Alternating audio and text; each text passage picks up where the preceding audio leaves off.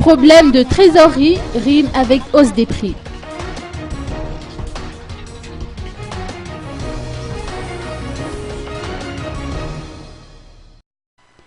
L'État ne pourra pas indéfiniment subventionner le carburant ni la dirhama, a souligné hier le directeur général du Trésor, Orlando Rubman, face aux problèmes de trésorerie. Une application de la vérité des prix et partant une hausse du prix à la pompe ainsi que de l'eau et de l'électricité n'est donc pas à épargner. L'économiste Fali Ramakaved nous fait part de son avis et avance des ébauches de solutions.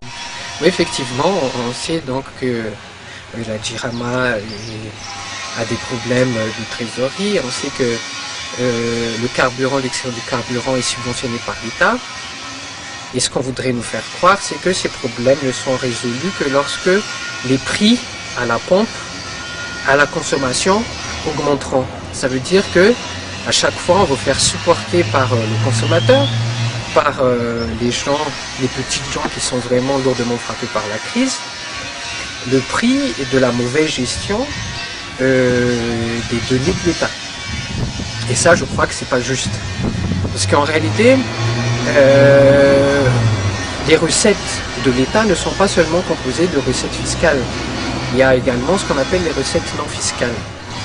Et si l'État avait bien pu gérer les recettes notamment qui viennent de bois de rose, les recettes qui viennent des métaux précieux, les recettes qui viennent des produits de la mine, je pense que l'État aurait pu avoir suffisamment d'argent pour subventionner la dirhama et le carburant.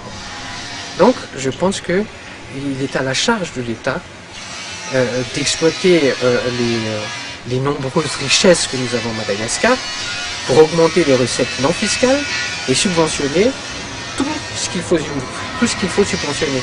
Il n'y a pas que la dirhama, il y a des secteurs stratégiques comme l'éducation qu'il faut absolument subventionner et puis appuyer par l'État.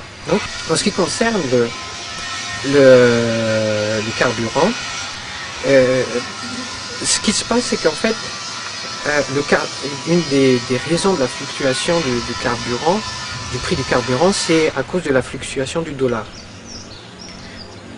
Lorsque le prix du carburant augmente, c'est pas tellement à cause de l'offre et de demande de carburant, c'est beaucoup plus parce que le dollar baisse par rapport au carburant.